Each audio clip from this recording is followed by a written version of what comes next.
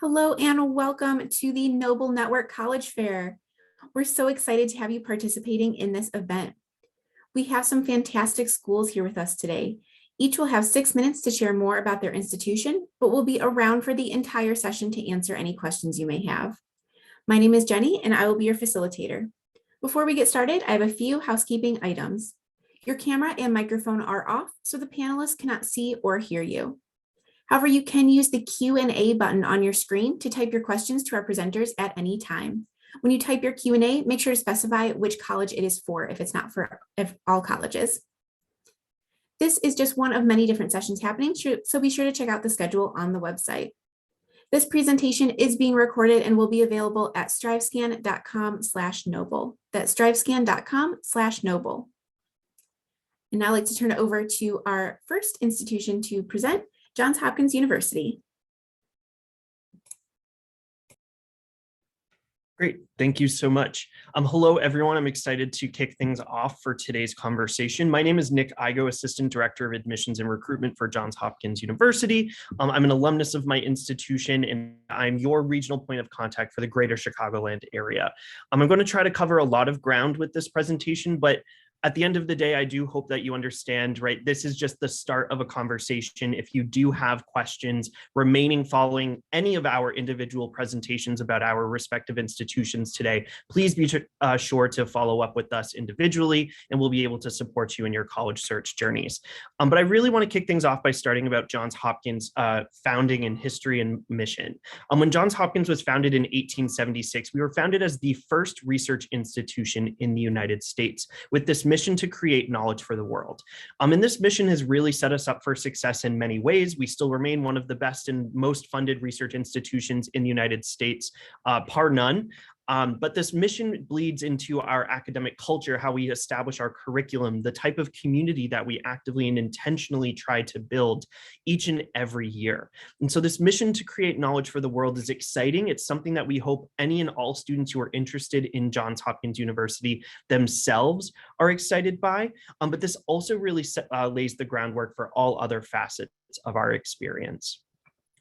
As a research institution, right, we have more money for research than any other institution in the United States, but our global community and network really affords students at the undergraduate level unprecedented access to research, to publication, to world-class Nobel Prize winning faculty, to hands-on learning opportunities that will complement the seminar style of learning that you have in the classroom. Not only was Johns Hopkins University the first research university in the United States, it was also the first university in the United States to use the seminar style of learning, or to quantify it as such. We really prioritize that small group collaborative discussion type of learning, because that's oftentimes where the spark of inspiration comes for new ideas, for research, for innovation, and the ability to change the world around us.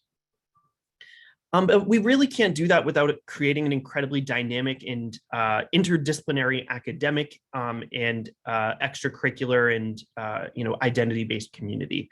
We really want our students to recognize that when you apply to Johns Hopkins, you're not applying into any specific program or major or school. You're simply applying to Johns Hopkins overall. And we really want you to take advantage of the flexibility of our open curriculum to pursue all different academic disciplines that you may or may not have. As you can see here, roughly a third of our students are divided across the engineering disciplines, humanities and the social sciences, and the natural sciences and math departments here. And so this third breakdown is pretty rough because close to 70% of our students double major across these parts of the pie chart, right? We really encourage what we call orthogonal double majors, majors that maybe have very few intersections, right? Majors like writing seminars and biomedical engineering, majors like computer science and French, right? Whatever it may be, we want to inspire you to see how those intersections come together, because that's oftentimes where the crux of new knowledge, the creation of new knowledge for the betterment of the world around us, can oftentimes come about. Of course, we oftentimes have students who are double majoring on parallel paths, right? So the opposite of orthogonal. Maybe you're a student interested in biology and neuroscience. right? There's a lot of overlap there. Inherently, you're interested in a similar discipline with different opportunities and electives. You absolutely can pursue those opportunities here, but we really love to encourage you to explore those interdisciplinary pathways. We have close to 50% of our self-identified women here are in STEM programs, including engineering, and close to 80% of our students are participating in research and being published before they graduate. But it's also, I really attribute our experience to the diversity of our student body, the resources that are going to support you over the 4 years here, and how you're able to interact with and interplay with each other. Right? Learning and growing collaboratively is part of the experience at Johns Hopkins. I'm only going to briefly touch upon some of these programs and opportunities for you today. So please reach out should you have additional questions. So I'm going to highlight some of the resources across a variety of different identities and backgrounds that may or may not relate to you. The Hopkins Fly experience, right? So students who are first generation or come from lower income backgrounds. We have our Fly initiative and network to really support you and build that community with your family, with your friends, with your colleagues and guardians, to support you throughout all 4 years. You can start even before you matriculate and arrive on campus through a variety of networking and other opportunities. Our Center for Student Success works with not just this population, but a variety of students across the campus program. But we have a lot of programs for students to opt into additional success and support structures during their time here. We have many different culturally affiliated organizations based off of your identity or background or whatever you wish to contribute to your experience here as a student, right? Here's some examples of students coming from Hispanic or Latina backgrounds who are really thriving and taking advantage of collaborating with their peers from across the United States, but also from around the world. 15% of our student body comes from over 90 different countries, right, outside of the United States. And so we really want you to share in your culture and enrich our experiences, but learn from each other as well. Of course, students who identify as Black, African American, we really want you to take advantage and be proud of your background and culture here too. Of course, we want all of our students to share these different parts of their identity because this really relates to our mission as a research institution. We want you to share in your perspectives and how this knowledge can transform the world around you, right? And we can only enrich the world around us by understanding all perspectives in an equitable space. So we hope that you can celebrate yourself and your community here, but also meaningfully contribute to the dialogue and missions and goals of the Johns Hopkins community. The LGBTQ plus community is also vibrant and enriched, truly enriched here. I'm the liaison to the LGBTQ Life office here at Johns Hopkins University. And we really want to make sure that it is a wraparound program for all students of all backgrounds. The city of Baltimore is an amazingly diverse and eclectic community of 15 universities for you to collaborate with lots of student groups and organizations for you to take advantage of as well. Lots of great support structures and financial aid support where we meet 100% of demonstrated financial need through a need-bind process, and we do not package with loans. However, at this time, I do want to be respectful of my colleagues and pass the baton to the next school presenting today.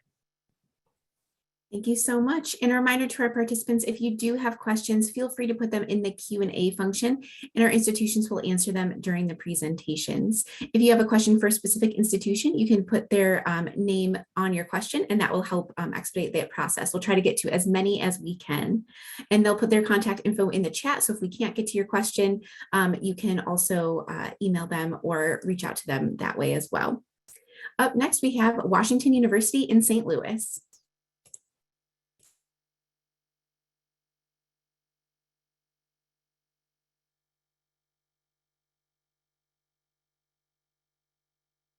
Hello, everyone, and thank you for coming in today. My name is Morgan Farrar, and I am the admissions officer for Chicago at Washington University in St. Louis, or WashU for short. I'm super excited to be here with you today, but let's just jump right into it and start by talking about the city that we call home, St. Louis.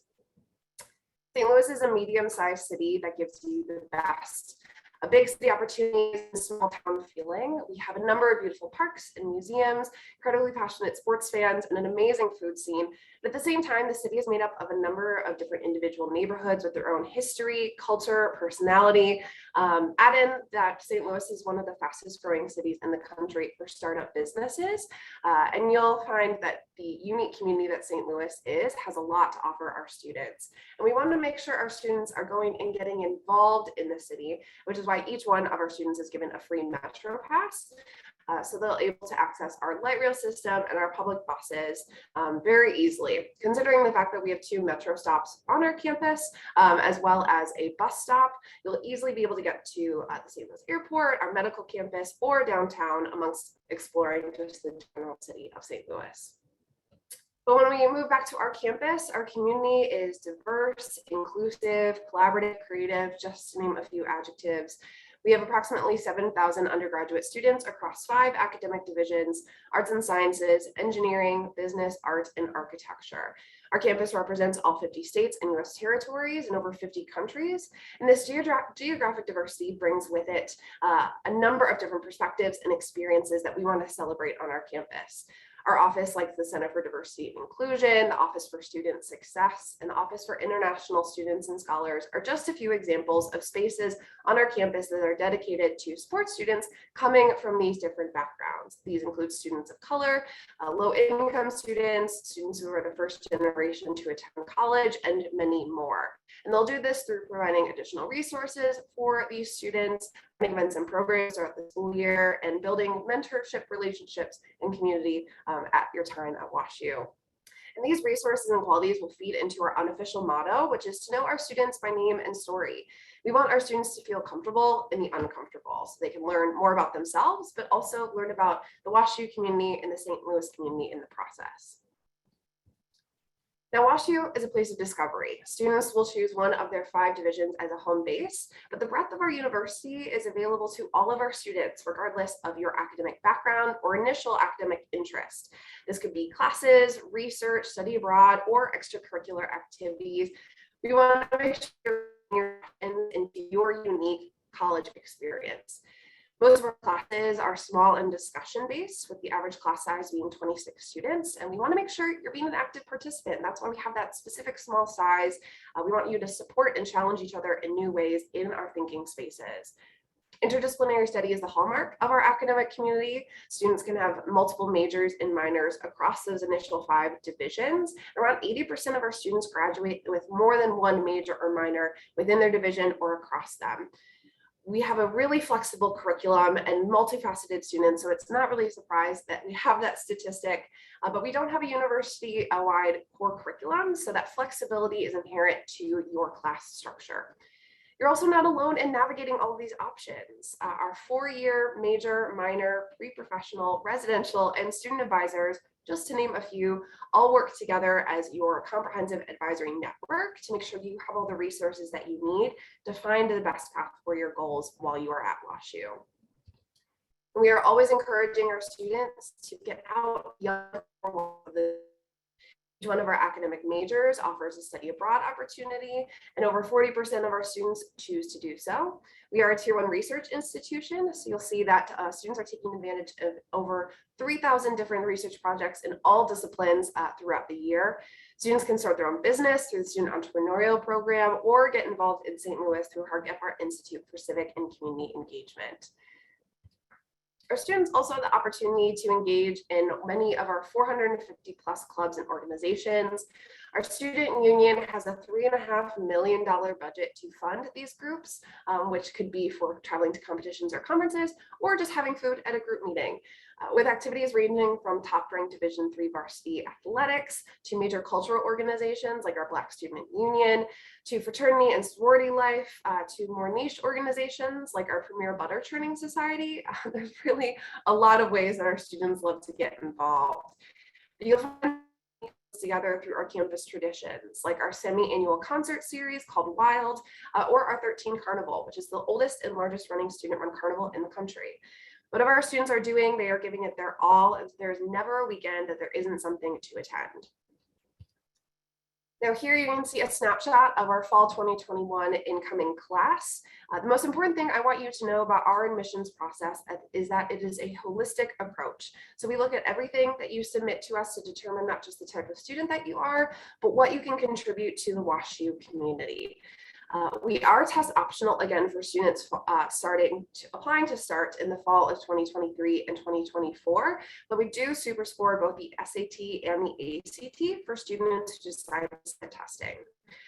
Now here's a snapshot of some deadlines to keep in mind. We have 2 rounds of early decision 1 and 1 round of regular decision. We are also a cross-bridge partner school and accept the coalition application in the Common App. There's no difference between these applications or what we are looking for in each round. So there are a lot of combinations that you can utilize. And here are some more ways that you can connect and learn with us as the Chicago rep. I'll also share my contact information in the chat, and I will pass my time to my colleagues. Thank you so much. Thank you. I appreciate it. And our schools here will put their contact info in the chat. So if you have more questions that aren't able to be answered, you can always reach out to them. Up next, we have Pomona College.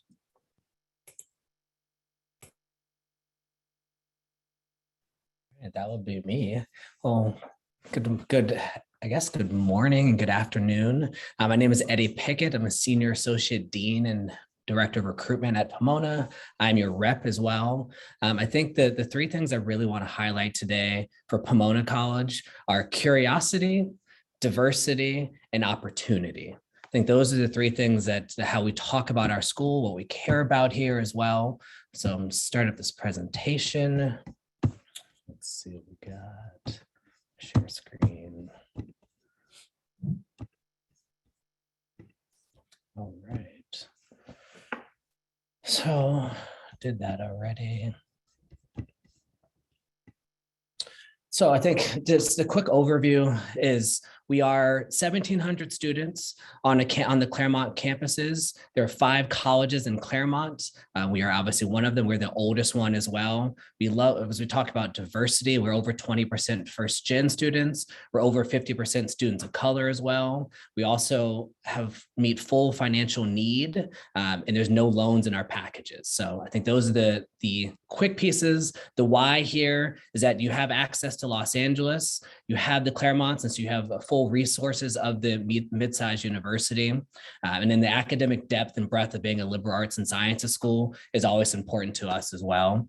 In that space, thinking about the liberal arts, we think about the breadth and the depth of your education. So we want to give you the different courses to spark your interest and spark your mind while also diving into your major. I think that's most schools though.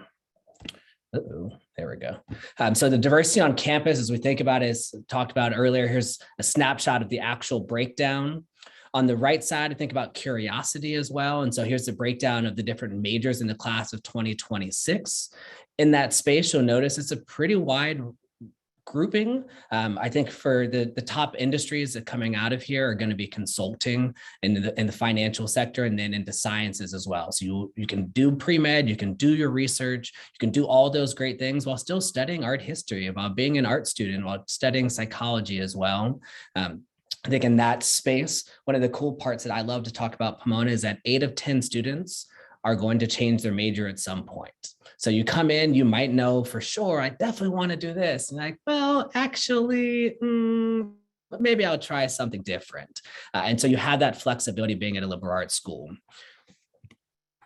We are in Southern California, but we are not in Los Angeles. And so sometimes people will say, like, oh, you're going to LA. And it's like, no, you're going to LA County, but you're not going to be in the middle of LA. You have access to it. So right now our campus starts on First Street, where the train station is. The Metrolink takes you into downtown to Union Station. And from there, you have all the access to all these different places. So whether it's Hollywood, the second picture on the right side is Griffith Observatory, Santa Monica Pier is there, and Joshua Tree as well. I think one of the highlights of days at Pomona is the ski and beach day.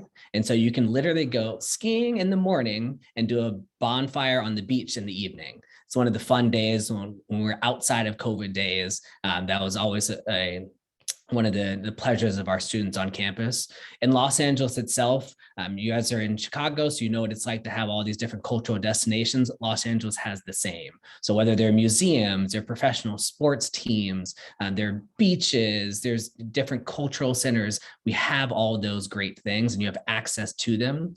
Also, weather-wise, you can see the average temperature is 76. And as a Californian myself who lived in Boston for 10 years, I'm really happy to be back in California and enjoy some of this sunshine.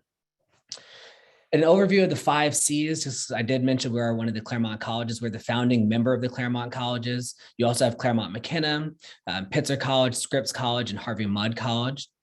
all of them, we share our resources, we share our dining facilities, all the evening social activities, we'll call them. You can know what that means, wink, wink. All of them are 5C. The only thing that your ID doesn't get you into is the dorms on the other campuses. But we share our resources, whether they're clubs, there's some 5C majors. And so I went to school in Claremont as well, and I had a 5C major. So I took classes on 4 of the 5 schools. But we do share these things. We have fun with each other. You're going to get to meet these different students, but we have different administrations and different feeling on campus. Some of the resources on campus is talk about curiosity and academics, and you have to talk about some of the resources as well. I think my favorite one here is the Quantitative Skills Center. So for all these folks that are in STEM subjects, you have lots of different tutoring opportunities. You have different mentorship groups and different cohorts. We are a Posse school as well. And so there's a Posse Chicago, which brings 10 students from Posse. We're a Questbridge school as well. And so if you're applying through Questbridge, you can apply to us. And then the other piece is to talk about community. I think as we highlight opportunity, you always have to highlight community. And so here are the different resources on campus for students in diverse spaces. I love using this slide for different presentations because it shows you just the depth of what we have on campus. Keep in mind, we only have 1,700 students. And so you're going to get to know your professors, you're going to get to know your peers. And the reality is that you will never be a number, and the class size is average of 15. And you can take classes as small as 3 or 4 as well. And that's a pretty common thing on our campus. So with that, I'm going to go ahead and finish and hand off my time. Thank you for listening, and I hope you have a great day. Thank you so much. I appreciate it. Up next, we have Harvard University.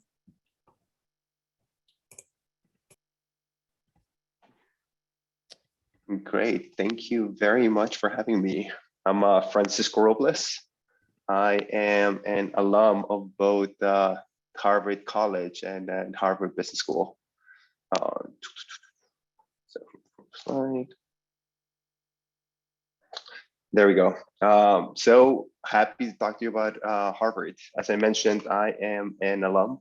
So some of the details on the specifics of the application process may escape me since I don't do admissions as my full-time job. I am currently working at a startup here in Chicago, but I did attend both Harvard College and Harvard University. It's a place so nice, I had to go there twice. I wanted to basically start with this slide. If you guys get nothing at all from my presentation, it's this, that you can afford Harvard. In fact, if your parents make less than $65,000 a year, you would be expected to contribute nothing. Let me say that again, so it is not missed, that if your parents make less than $65,000 a year, you will go to Harvard for free. 90% of American families would basically pay the same or less for their children to go to Harvard that they would to attend the state school.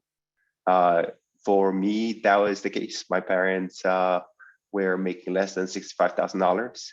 And for me, Harvard was actually not only the school that gave me the best financial aid package, but the school that was the most affordable for me to attend. So please do not let the figures of the 2021-2022 cost of attendance of $78,000 dissuade you from applying. Because if you are able to get in, Harvard is fully committed to making the dream of attending the college accessible for everyone that gets in. Before diving into pictures of happy undergraduates walking around the Harvard campus, I wanted to chat with you guys about this concept of undermatching. Undermatching is where smart students, usually from a low-income background, that could succeed at an elite college decide to not even apply. I can't tell you how many people I have met, people that were smart or even smarter than I am, that tell me that they wish they had attended Harvard, and throughout a conversation, I come to find out that they didn't even apply. So know that you guys have what it takes to only get to colleges like Harvard and the colleges also represented in this call, but you guys have what it takes to thrive there. So why is it important that you apply to a selective college? Most of the time, selective colleges have higher graduation rates for all types of students. Elite colleges have more resources that they're able to spend, sometimes as much as 5 times as much per student. It usually means that they're able to be successful at the college and then graduating throughout. How common is undermatching? In the one study that I was able to come across, the researchers found that about 40% of students in the sample were doing undermatching. So all this to say that at the very least, apply. The best piece of advice that I can share with you guys is what my father shared with me when I was debating whether to apply to colleges like Harvard. He sat me down, and after a long work day, he basically looked me in the eye and said, "Mijito, let them say no to you. Don't say no to yourself." And that is a piece of advice that has changed my life. Let me tell you about Harvard and why I hope you'll consider applying to my alma mater. It's an amazing place. I think that's the only way to describe it. Your first year at Harvard, you are put in Harvard Yard, which is the historic center of the university. At your bottom right is the freshman dining hall, which looks more like a church. But basically the whole freshman class eats all 3 meals there. You're able to create a great sense of community. After your first year, you get assigned to a house. It's our word for dorms. And the picture in the upper left hand, my upper left hand, is actually on selection day. So on selection day, they have a raffle to determine where you're going to be for the rest of your college career. And then the sophomores, juniors, seniors that belong to those classes, we go to Harvard Yard and we go pick up our freshmen and we take them back to our house for a great party. This is what a house looks like. This is Lowell House. I'm just going to rush through it since I've spent a fair amount of my time chatting about undermatching. But we offer over 3,700 courses, more than 50 concentrations. You're able to create your own if you like it. They have a 7-to-1 faculty-student ratio, over 120 freshman seminars, offer over 450 student clubs. We are one of the schools that offers I think the most Division I sports. And we have over 50 plus cultural and ethnic international organizations. Financial aid is completely admissions. So admissions is completely knee blind. And then we will, as I mentioned, aim to make the living within Harvard affordable for anyone that gets it. I will be respectful of the time and hand it off to my colleagues. But thank you. Thank you so much. And if you'd like to learn more about these institutions or have questions that we're not able to answer, our admissions counselors will put their contact info in the chat. So please reach out to them if you still have more questions. Up next, we have United States Naval Academy. All right, thank you. I know time is short, so I'll get rolling right here. I'm going to try and share a quick video.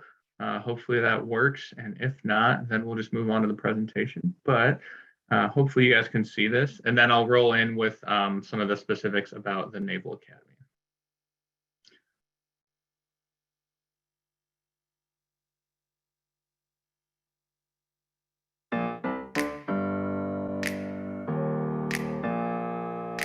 Open up the champagne, pop. It's my house, come on, turn it up. Hear a knock on the door and the night begins. Cause we've done this before, so you come on in. Make yourself at my home, tell me where you been. Pour yourself something cold, baby, cheers to this. Sometimes you gotta stay in, and you know where I live. Yeah, you know what we is. Sometimes you gotta stay in. Welcome to my house, baby, take control now. We can't even slow down. We don't have to go a while. Welcome to my house, play that music too loud. Show me what you do now. We don't have to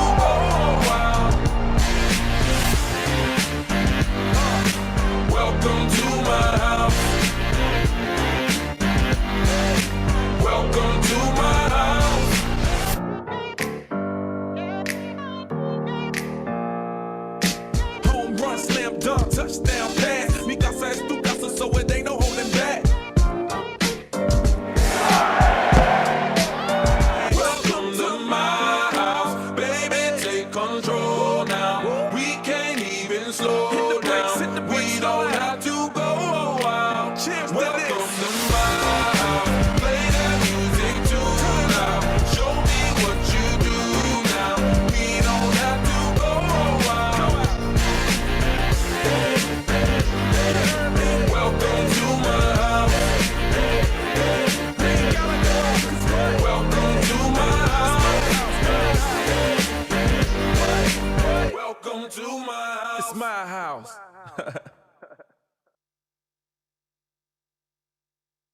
All right, didn't hear any comments there, so hopefully that works and you guys were able to see that. I'm going to now pull up the presentation, which hopefully you guys can see as well. And then I'll tell you a little bit specifics about the Naval Academy itself.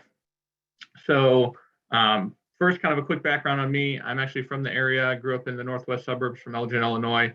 So I went to the Naval Academy, got my degree in political science, and then when I graduated there, I service selected Navy pilot. So I learned how to fly helicopters. That's kind of what I do in the Navy. I'm a helicopter pilot.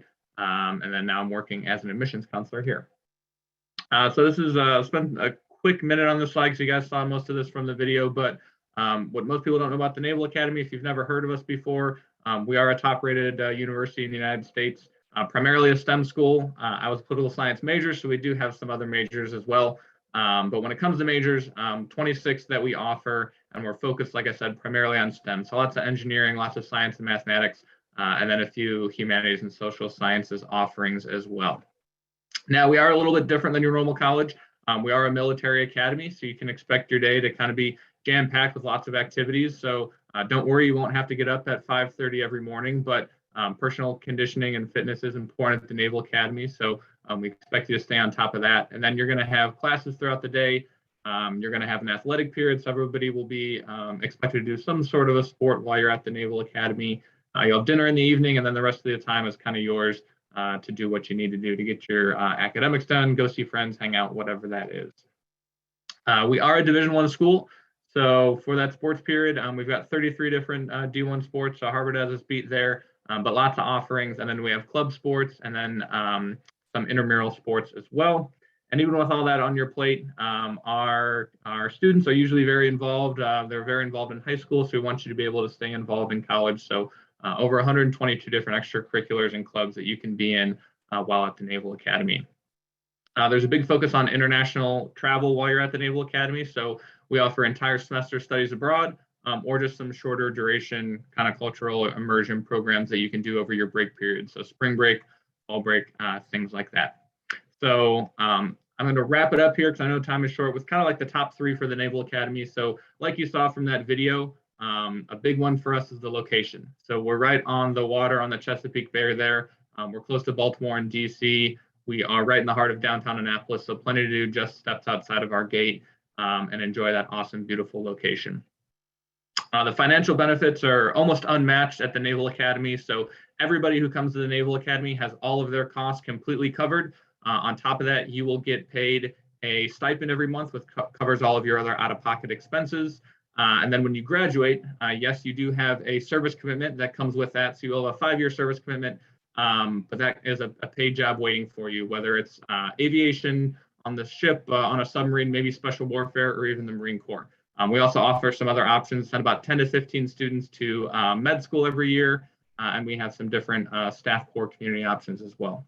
I want to wrap up here with our summer programs. So I know it's real quick, but we do have a summer seminar program for my current juniors, and then we have a summer seminar for any of those freshmen and sophomores who are on the call. So if you like, you can log on to our website and fill that out. I was able to get that application window extended through the end of next week for you guys in this call today. So if that's something you'd like to do, you can go online and then contact me if you have any questions, and I'll throw my contact information in the chat as well. Thanks.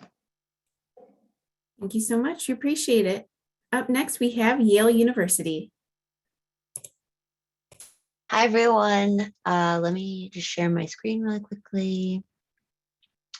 Okay, So my name is Anna. I attended Yale and I'm a recent graduate. So I'm happy to talk about my experience, but also give you all a sense of, with all your many options, what Yale is all about. So we're based in New Haven, Connecticut, which we like to describe as a big city and college town. So basically the main, theme of this presentation is Yale is and. So we know that there are a lot of choices at your disposal, but we're hoping, that we can sort of present this opportunity within Yale to not sort of compromise what you're looking for in a university. So these pictures just sort of give a larger sense of New Haven, what the campus looks like. So we are both a research university and a liberal arts college, which means that we prioritize our STEM majors, our physics majors, our Spanish and Arabic studies majors, all of those together, diving into their subjects really deeply, but also being able to take courses together and learn from each other. So that is, honored by our distributional requirements.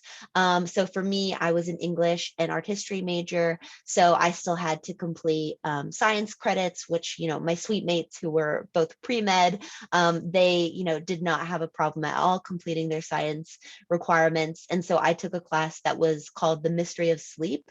And within that class, part of it was to meet people outside of my major and outside of my fields of study, which is really nice. So that answers the breadth part of it. Our students graduate from Yale with a large breadth of knowledge within a variety of fields, but they're also allowed to obtain this depth in learning by their actual major itself. So a lot of our majors have a senior project requirement and a thesis where students work directly hands-on with a student, with a faculty member. And they form those relationships that literally continue, throughout life, writing recommendation letters for jobs and things like that. And our professor faculty or student faculty ratio is 6:1. So our students definitely get to know our faculty really well.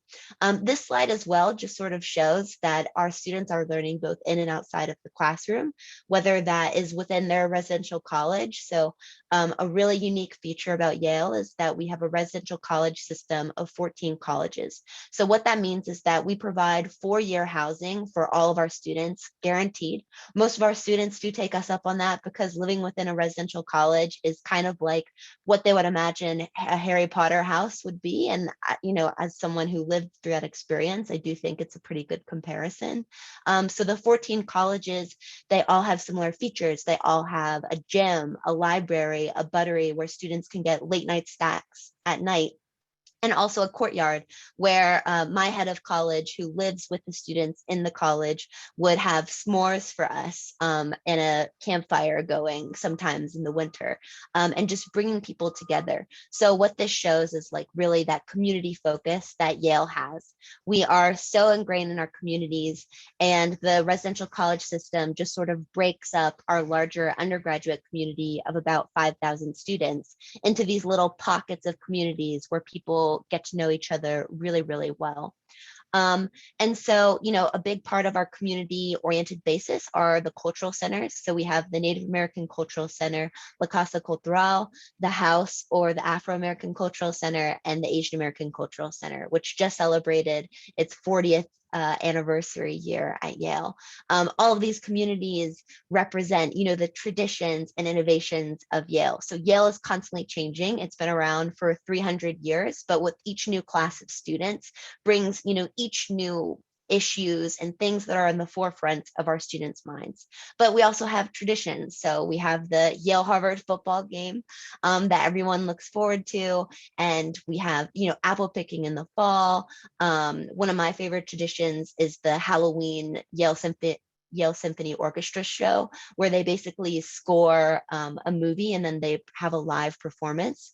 But another huge aspect of Yale is this emphasis on affordability. I know when you hear the name Yale, you might just think of, the school that is back east, definitely kind of far away from Illinois, and kind of unobtainable in that way. And I definitely felt that moving there. But I think, it's important to emphasize that for students whose combined family income is $75,000 or less, there is no expectation for that family to contribute to paying for their students' education. And I feel very comfortable, and I'm very proud to admit that that was the case for me. I was on full financial aid throughout my time at Yale, but there's also plenty of access to student jobs, and Yale is committed to meeting 100% of demonstrated need. So I know that I'm probably running short on time like everyone else, but I do know all of you are contributing such amazing questions in the chat. And for some of them, I think just a basic answer that I'd like to give is, what we're looking for. So I think that's something that unites all Yale students. We're all so incredibly different. There's, a thriving first generation low income student population here. There's students who are coming from all over the world, let alone all over the country. And yet here we are, sharing this Yale identity together. So what we look for are just students who are passionate and who want to be a part of a community. And so, yeah, thank you all so much for your time. Thank you. I appreciate it. I appreciate getting to know more about all of the institutions here today. Thank you so much for that. We have some time for, I think, about one question. I know there's so many great questions in the Q&A. We've had over 200 questions and we've gotten to almost 100 of them. So we really appreciate you taking the time to ask those questions. And I really encourage you, if your question was not answered, please reach out to all of the admissions representatives here today, and they'll be more than happy to answer those questions for you. So we'll ask everyone to come back on camera now, and we will go through a quick round robin question. Our question for today is, what advice would you give someone going through the college search process? You can share your nuggets of wisdom with our participants, and we will go in the same order, starting with Johns Hopkins. I think, this might be a rather lofty piece of advice, but I think is one to always reflect on and say regardless, is to be really authentic in the application to which you're writing, right? We want to hear about you.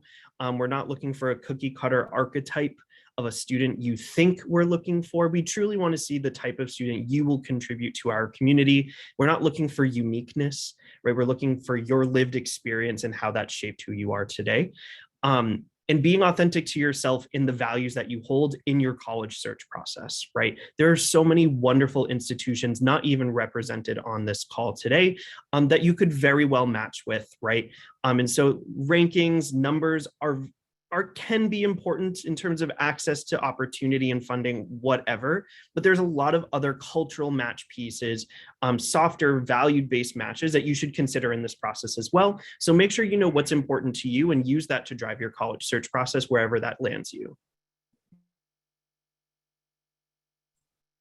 I think my biggest piece of advice would be to figure out what you like and also what you don't like. I think that can be, especially when you're really starting your search, there's a lot of options. Going to events like these are a great start to figure out qualities that match up with your interests, majors that match up with your interests, but also figure out what you don't like. Do you want to be in a big city? Do you want to be in a more rural, small community? Do you want lots of academic flexibility? Do you want a really regimented curriculum just to keep you focused? There's a lot of variation between higher education opportunities. And so figuring out, I think what you don't like especially can really help narrow that down as you're really thinking about pursuing applications and further visit opportunities. So figure out what you like and what you don't like, and that can definitely help narrow things down for you. Yeah, I would say schools like ours are looking for students in this intersection of smart and interesting, high achieving and curious. Just because you're smart doesn't mean you're interesting. All of you know that person who's really smart, but you don't want to have a conversation with them. Or just because you're high achieving does not mean you're curious. And so we want somebody in that intersection to be able to express that themselves in that authentic way, but also to be able to have some fun with this process. Like, I'm a former high school counselor. I just came back to admissions this year. And we would have to tell you is that you're going to learn a lot about yourself in this time. Great. It is completely okay to be uncomfortable. You're going to learn more from being uncomfortable than being comfortable. So have some fun with this process and enjoy the questions you're about to get asked.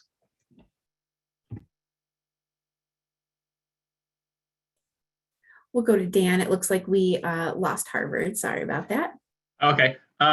Real quick, I just saw in the chat that apparently my video didn't play. So if anybody wants to see that, you can always contact me and I can show you that, or we can talk more about the Naval Academy. But yeah, ask a lot of questions would be my biggest advice. So don't be afraid to reach out to us as your representatives or whoever your admissions representative is. That's what we're here for. We're not here to necessarily, nitpick through your application and, put a note in about some silly question that you asked us. So we're here. We've heard it before. There are no such things as dumb questions, right? So ask a lot of those questions you have. Reach out to us. We can maybe even get you in contact with some students to talk about what their experience is like. So definitely just be inquisitive, ask a lot of questions, and yeah, don't be afraid to talk to us. Well, I don't mean to get too into the weeds of applications, but I still think this is the best advice I've ever received. So I'd like to pass it on by an admissions officer. And it was that when you're writing your application or when you're writing your essay for your application, choose sort of a snapshot moment that answers the prompt in some way, whether it's a turning point in how you thought about something or whatever. Just choose that moment and build from it. And also, have someone that you trust, whether that's a sibling, whether that's a friend or a teacher, read it before you turn it in. And yeah. Thank you so much. I appreciate all of your advice and for letting us know more about your institutions today. And thank you, participants, for joining us. When you close this window, there will be a link to a very quick 5-question survey. So we'd appreciate any feedback that you can provide. You'll be able to find this session's recording as well as all of the other session recordings at strivescan.com/noble. And I encourage you to reach out to all of these wonderful admissions representatives with your questions. Thank you so much for joining us today and best of luck on your college search process.